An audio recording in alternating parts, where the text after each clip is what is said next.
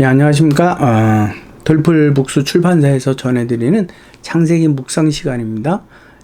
이제 이 창세기 묵상 시간은 어떻게 성경을 봐야 되는가, 가장 큰 맥락은, 중요 요점은 성경 본문을 읽고 고민을 하는데, 무슨 고민이냐, 성령께서 이 본문을 왜 쓰셨을까, 거기에 대한 고민 여러분 꼭 하시기 바랍니다. 오늘은 창세기 13장 1절에서부터 13절 말씀인데요, 이제 아브라함의 선택에서 또 가나안에서 애굽으로, 애굽에서 다시 가나안으로 이제 올라온 상황을 같이 나누도록 하려고 합니다.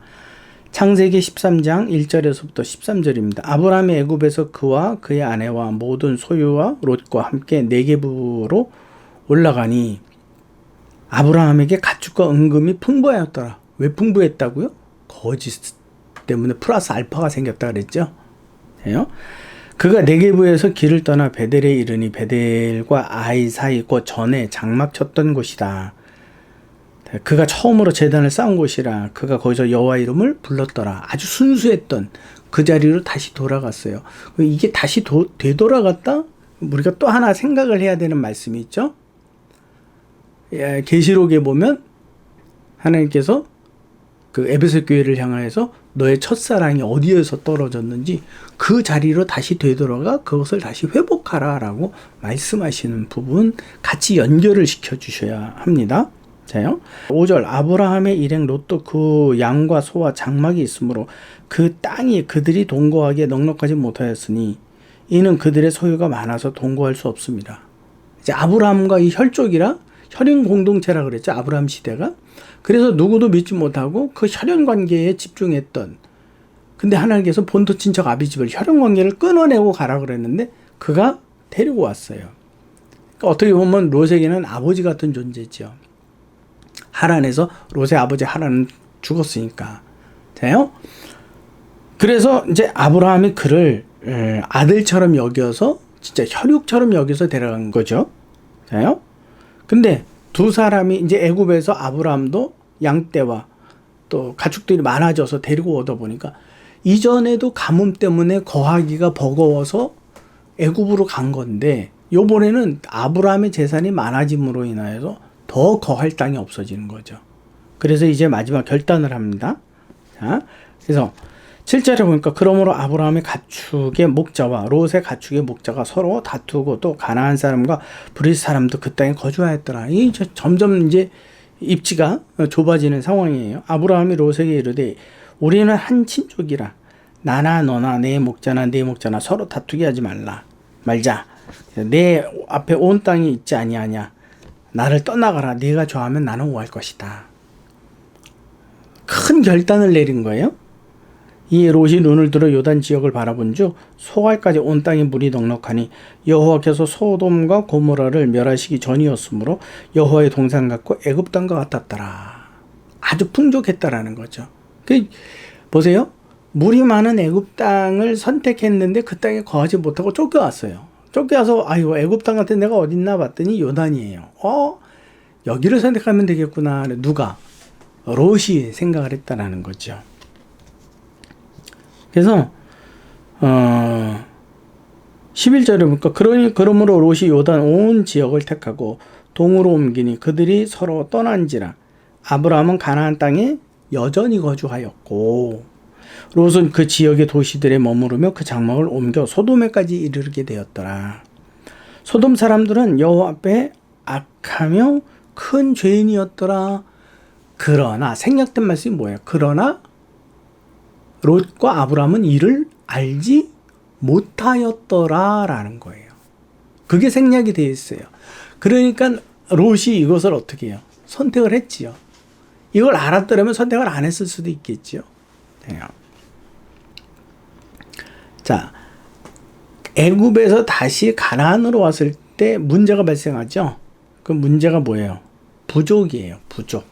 가뭄이었고 또 부족이었어요. 그래서 근데 아브라함은 그래서 다시 자기가 하나님을 만났던 제단을 쌓았던 그곳으로 와서 이제 기거하려고 봤더니 이제 브리스 사람까지 또 포함이 돼 갖고 점점 사람들도 많아지고 가축들도 많아지는데 가뭄은 심해지고 그러다 보니까 야 이거 갖고는 안 되겠다. 그래서 그때 결단을 내리게 됩니다. 본토 친척 아비집을 떠나는 마지막 결단이 이루어지는 거죠. 그래서 야 네가 동하면 나는 서할게. 그러니까 네가 먼저 선택을 해. 그랬더니 눈을 들어 요단 지역을 보니 물이 넉넉하고 애굽 땅 같았고 여호와의 동산 같았대요. 그러니까 여호와의 동산 같았다라는 말을 쓴 거 보면 아브라함 시대에도 이 에덴 동산의 사건이 구전되어서 내려오는데 너무 생생하게 구전되어서 내려오기 때문에 그들은 이야기를 조상들로부터 전해 들었지만 이것이 마치 그들이 보는 것 같았을 수도 있었을지 모릅니다. 자요. 조건. 그 요단이 왜 그렇게 아름다웠을까? 그것은 하나님께서 심판하시기 전이었기 때문에 아주 좋아 보였다라는 거예요. 12절. 그래서 롯이 그곳을 선택하고 나니까 아브라함은 여전히 남겨지는 곳이 어디예요? 가나안이에요. 가뭄의 땅, 가나안. 여전한 가나안. 근데 누가 있는 가나안? 하나님의 약속이 있는 가나안. 근데 그 약속이 눈에 보여요? 안 보여요? 그건 믿음으로 보여지는 거예요. 근데 롯은 눈에 보이기에는 어마어마했지만 결국 그곳은 하나님의 약속이 있는 곳이 아니라 심판이 작정되어 있는 곳이기 때문에 그것은 곧 멸망할 땅이었어요. 근데 그것을 볼 수는 없었기 때문에 롯은 눈에 보이는 것을 따라서 보이는 대로 선택을 하게 돼요. 근데 어쩔 수 없이 아브라함도 굉장히 섭섭했을지 몰라요. 그러지 말고 아브라함 같이 우리 요단으로 가죠? 이럴 바에는 이랬으면 얼마나 좋았겠어요. 근데 자기 혼자만 훌떡 떠나고 나니까 아브라함도 좀 섭섭한 마음에 이제는 어떡하나 이 가뭄의 땅에서 걱정하며 있을 수도 있죠. 근데 아브라함이 눈에 보이지 아니하는 하나의 조건이 있다는 사실, 그리고 그 조건은 절대적 조건이라는 사실, 그는 아직 알질 못해요. 그게 뭐예요? 하나님이 약속하신 언약의 곳이기 때문에 요단, 소돔과 고모라는 멸망할지언정 아브라함이 있는 가나안은 멸망할 수가 없다라는 거죠. 그럼 이게 지금 여기까지 설명이 좀 이해가 되시죠? 네요? 그러면 우리가 이제 이 부분에서 생각해야 되는 게 있어요.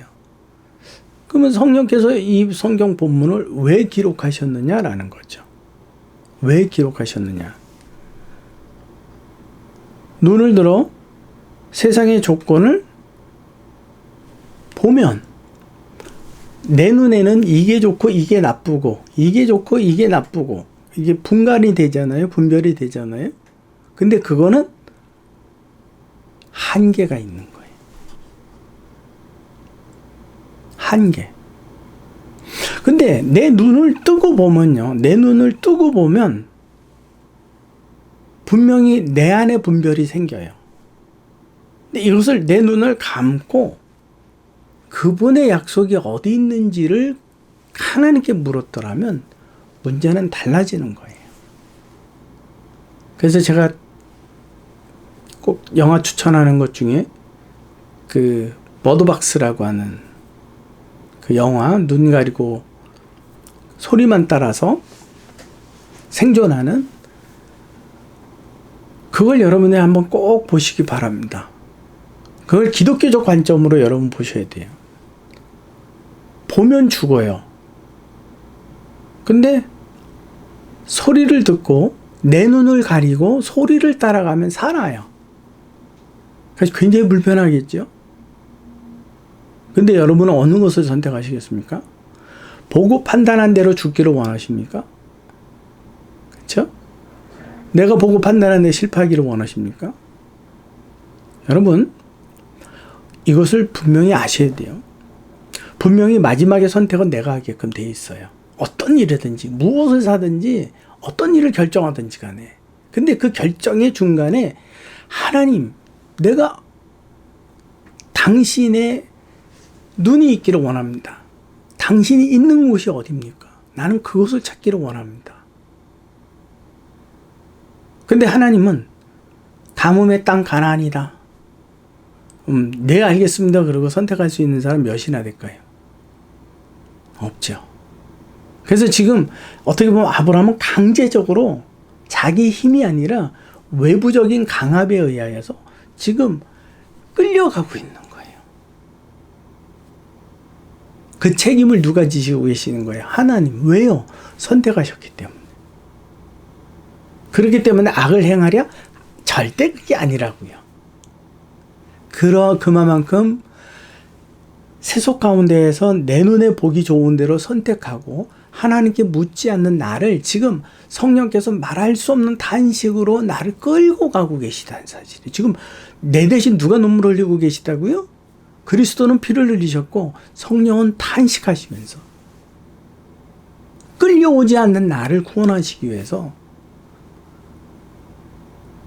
예수 그리스도와 성령께서 그만큼 애를 쓰고 계시다는 사실이에요. 얼마나 고된 일들을 하고 계십니까? 목숨을 내어주고도 부족해서 성령의 탄식까지, 그러면서까지도 내가 하나님의 말씀에 그분을 인정하지 않고 그분 말씀에 순종하지 않는다. 심판이 당연하겠죠? 무슨 말인지 이해가 되세요? 성령께서는 이걸 말씀하고, 여러분, 내 환경에서 내가 눈을 뜨면 막막하고 답답하고 가뭄밖에 안 보여요. 그래서 무엇을 찾아요? 물밖에 안 찾아져요. 이럴 때일수록 더욱 눈을 감고 하나님이 계신 곳이 어딥니까? 주 계신 곳에 내가 있기를 원합니다. 내 주연에 발붙드사 그곳에 있게 하옵소서. 그곳은 빛과 생명과 풍요와 온전과 안전이, 영생이 있기 때문에 그렇습니다. 여러분,